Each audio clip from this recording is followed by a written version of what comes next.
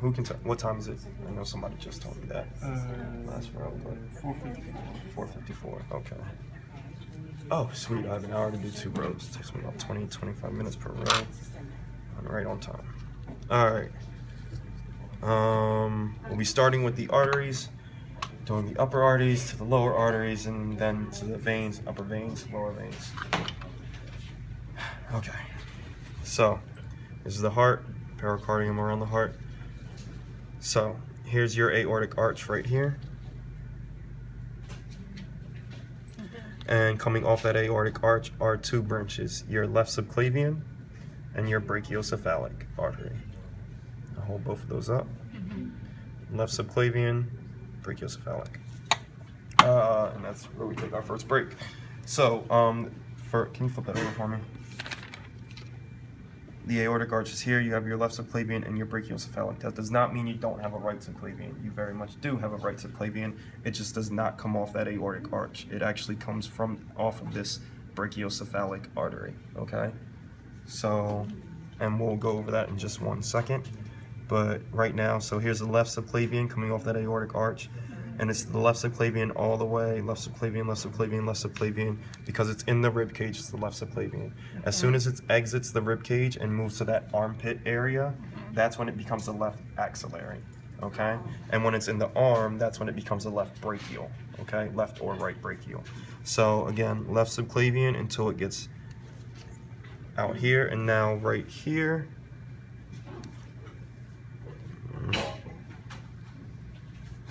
Get my probe there. Right there is your left axillary. Can everybody see that? Okay. And then out here in the arm would be the left brachial, and we can see that in this cat right here. Here are your holding up both the artery and the vein. This is would be in this situation your right brachial artery and vein. And I should have brought up that first anatomical position. On this next test, you will need to know anatomical position. If I have something pinned over here and you say it's the left brachial, or if you just say it's the brachial, that is wrong. It is the right brachial, and you have to say right or left. You can't just say brachial. Okay. So, oh, now how do you know anatomical position? You're the cat. All right. Think of yourself as the cat. I am the cat. This is the left side, this is the right side, therefore left, whatever's over here is your left subclavian, left brachial, left axillary. Over here, same thing, right brachial, right axillary, right subclavian. Cool? Cool. Alright. I love playing with the cats. So, where were we at? Okay, so that's your subclavian, how you differentiate between axillary and brachial.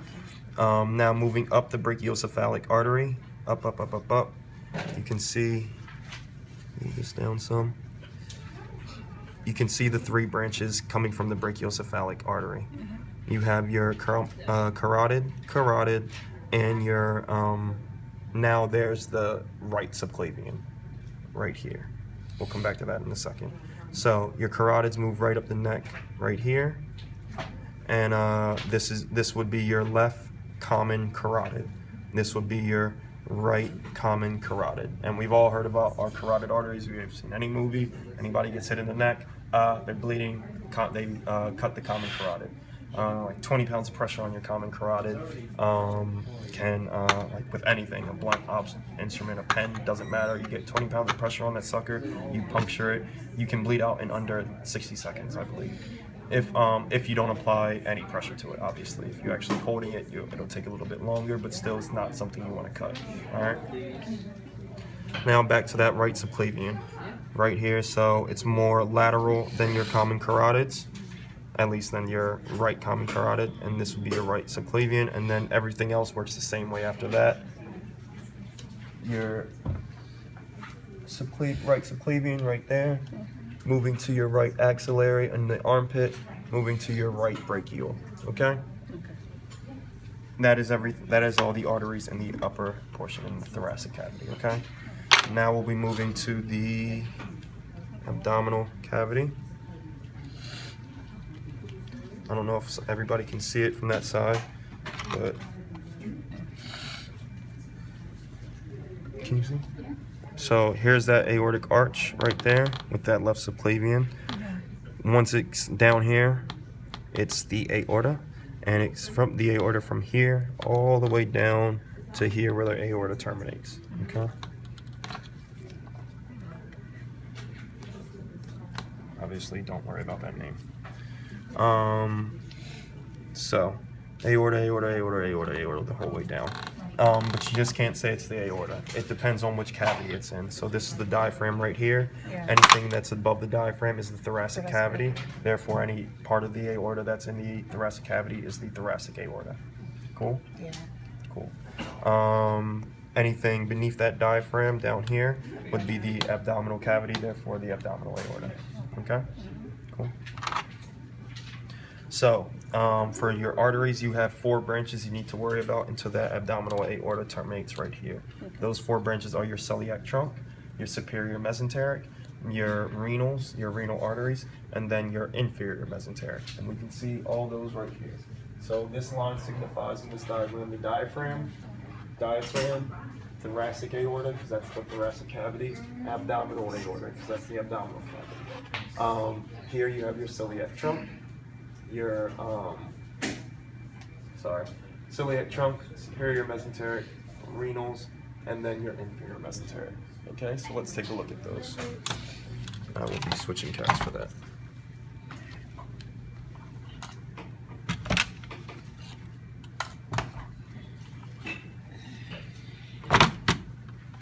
All right, so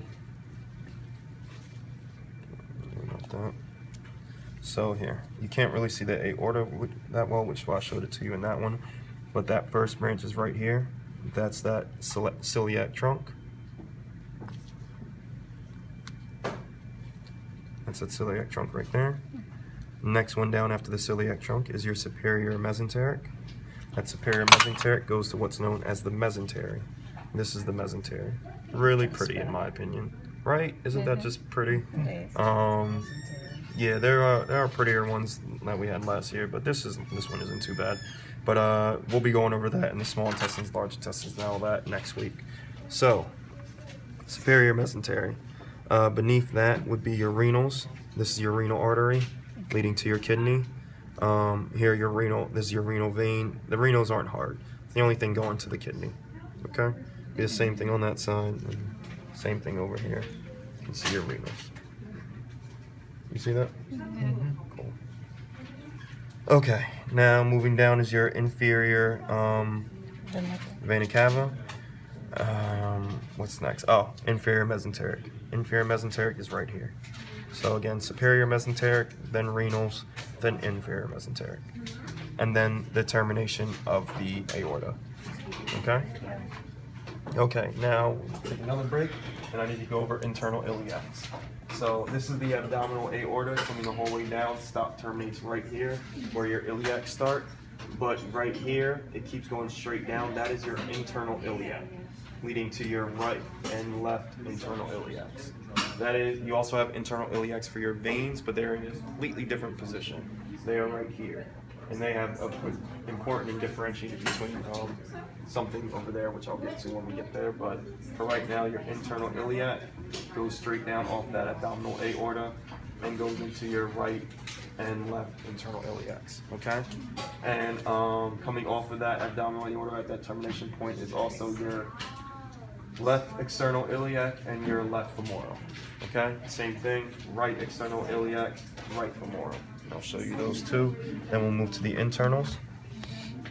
So, termination of the aorta, left external iliac, right external iliac. And you know that because they're the arteries that are most lateral.